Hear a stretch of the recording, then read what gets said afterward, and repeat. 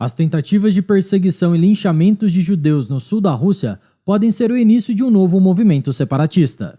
Este é o Visão Libertária, sua fonte de informações descentralizadas e distribuídas. Na noite do último dia 29 de outubro, grupos de Dagestanes, população do Daguestão, uma república/província do sul da Rússia, iniciaram um movimento que há muitas décadas não se via. Se trata da tentativa de um pogrom, palavra russa usada para designar um ataque de massas populares contra grupos minoritários de determinadas etnias que se encontravam na cidade. Não há tanto tempo assim, houve uma tentativa de ataque de imigrantes turcos e azeris, do Azerbaijão, contra armênios em Lyon, na França.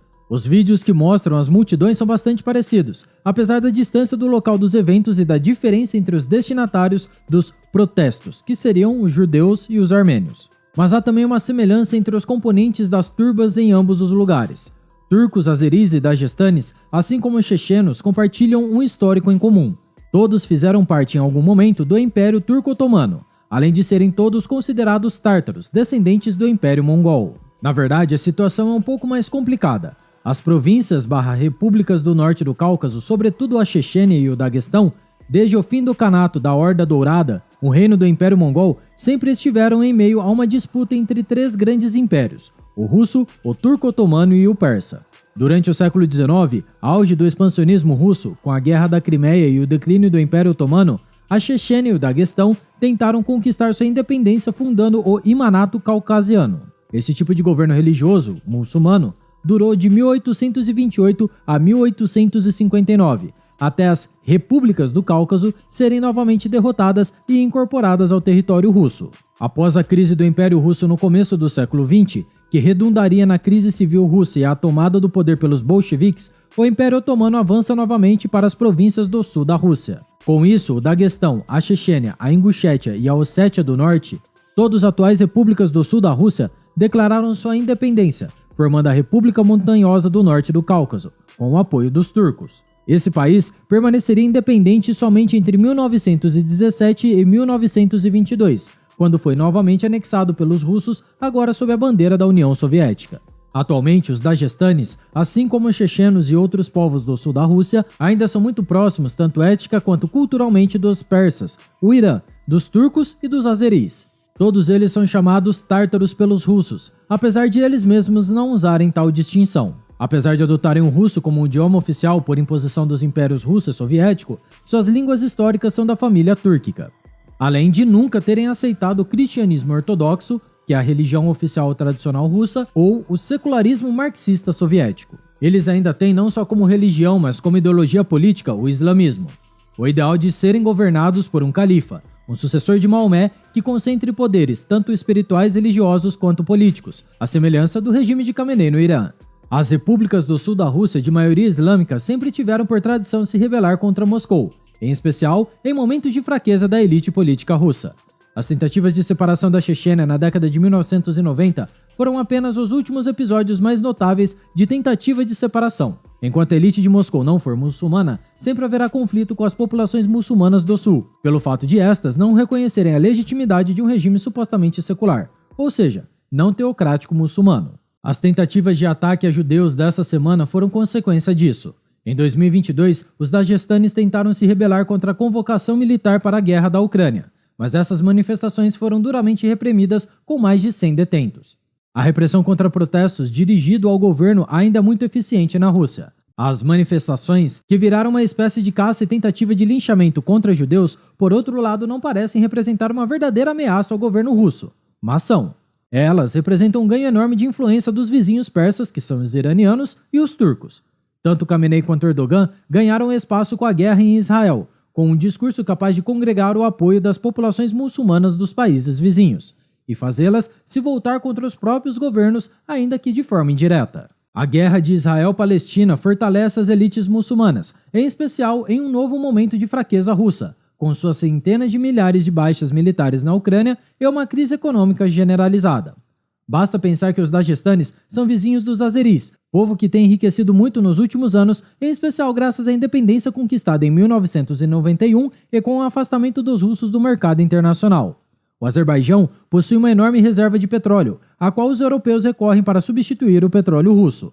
Enquanto os azeris, seus vizinhos que falam praticamente a mesma língua, são independentes e enriquecem, os dagestanes e chechenos são enviados para morrer na guerra. Caso contrário, morrerão de fome numa economia cada vez mais decadente. As tentativas de pogroms contra judeus podem dar início a um novo movimento nacionalista e separatista. Um sinal bastante evidente disso são as publicações dos líderes desses grupos no Telegram, convocando somente caucasianos. O nacionalismo quase sempre vem acompanhado de um elemento étnico-racial. A perseguição a judeus, ao contrário do que acontecia durante o período medieval, está cada vez menos vinculada ao fenótipo semita e cada vez mais vinculada ao fenótipo europeu típico. O judeu padrão, após séculos de peregrinação e miscigenação pela Europa, se distinguiu de seu primo árabe e se aproximou da população branca loira e de olhos azuis, sobretudo de países do leste europeu, como a Polônia e até da Alemanha. O aspecto racial étnico que restou da luta contra os judeus, fora o aspecto religioso, é claro, é aquele que se volta ao judeu europeu branco típico, praticamente indistinguível de um eslavo ou de um russo étnico. E é por isso que os grupos da esquerda identitária aderem quase que automaticamente à causa palestina, para lutar contra o europeu judeu supostamente invasor. Os caucasianos convocados pelos dagestanes para os movimentos não são os caucasianos que muitos erroneamente imaginam, os europeus brancos de olhos e cabelos claros. São justamente os tártaros, aparentados dos turcos, dos azeris, dos uzbeques, dos cazaques, todos descendentes do antigo Império Mongol, mais próximos culturalmente de Istambul que de Moscou. Ao convocar para suas reuniões apenas caucasianos, estão excluindo deliberadamente russos étnicos, dentre os quais supõem haver judeus. É o provável início de um movimento ultranacionalista que pode levar a um levante separatista, que pode levar consigo a Chechênia. E tudo isso pode representar mais de 100 anos após o fim do Império Russo e mais de 30 anos após o fim do Império Soviético, o início de uma nova fragmentação da Federação Russa. Fragmentação essa que é algo mais próximo do conceito de autodeterminação dos povos defendidos pelo liberal e economista Ludwig von Mises. O conceito de autodeterminação defendido por Mises implica no direito de grupos étnicos, nações e pequenas comunidades decidirem sobre seu próprio destino político, cultural e territorial sem interferência externa. O economista austríaco ainda defendia que essa decisão de se separar do país ou não cabia somente ao próprio povo residente de uma determinada região. Mises e tantos outros, como seu principal aluno e herdeiro intelectual Murray Rothbard, sempre defenderam uma descentralização do poder, pois sabem que um governo centralizado é um grande inimigo da liberdade. As violações dos direitos individuais, a criação de um poderoso aparato militar e um Estado com forte poder financeiro são resultados de um grande governo centralizador. Quem sai ganhando é a elite no poder, e isso não resta dúvida se pegarmos exemplos como o governo chinês, o brasileiro e americano, para além da Rússia, é claro. Nossa elite encastelada em Brasília, por exemplo, tem poder para controlar todos os recursos financeiros gerados pelas milhares de cidades brasileiras, tirando a autonomia dos pagadores de impostos. Cabe lembrar que cada povo tem suas culturas, línguas, tradições, costumes e religiões. Então é natural que as pessoas se identifiquem mais com seu grupo e isso evita conflitos gerados por integração forçada imposta por governos. Sabemos que muitas repúblicas soviéticas, se não todas, foram anexadas com base no uso da força e na ameaça de invasão. Os países da Europa Oriental como Polônia, Romênia, Hungria, Lituânia, Letônia, a antiga Tchecoslováquia e a Ucrânia foram anexados pelos comunistas e se tornaram verdadeiros infernos de opressão. Nesses países, seus povos foram privados da própria cultura, tradição, literatura, de sua história e da autonomia econômica, além de todo tipo de escolha política. Além disso, a descentralização também incentiva o livre mercado, pois países pequenos ou cidades autônomas são forçadas a praticarem o comércio com outros povos para ter acesso a uma maior riqueza e conforto. Podemos ver que isso é uma tendência natural em países como Suíça, Áustria, Bélgica, Irlanda, Dinamarca, Singapura e na ilha de Hong Kong. Apesar de haver países comunistas pequenos como Cuba e Coreia do Norte, eles são ajudados por seus aliados que compactuam da mesma ideologia marxista. Mesmo assim, seus povos passam por carência e problemas de abastecimento. O economista Hans Hermann Hoppe e o já mencionado Rothbard, que foi seu professor, escreveram sobre a importância que a descentralização tem em permitir que as decisões políticas sejam tomadas no nível local. Isso permite que as pessoas tenham maior controle sobre suas vidas, o que aumenta a autorresponsabilidade individual, e não dependam de tiranos que vivem longe delas e tentam impor políticas que não fazem menor sentido para suas vidas. Portanto, todos os libertários devem defender os direitos dos diversos povos, sejam grandes comunidades ou pequenas vilas, de se separarem dos governos centrais. É uma questão de ética, pois nenhum ser humano pode escravizar o outro.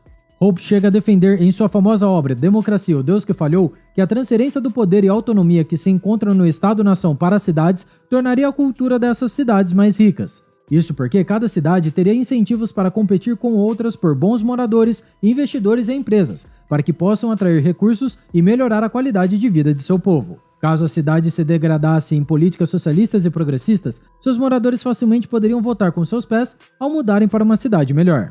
Enfim, o assunto sobre separatismo e autodeterminação dos povos daria um longo documentário. E se quiser saber mais sobre o assunto, recomendamos o vídeo Centralismo, o maior inimigo do libertarianismo, disponível aqui no canal. Obrigado por sua audiência. Esse artigo foi escrito por Arton Z, revisado por historiador libertário e narrado por Coreia com K. Se você gostou do vídeo, compartilhe em sua rede social. Caso deseje ser avisado de outros vídeos, clique em se inscrever e depois no botão da campainha. Até a próxima e tchau, obrigado.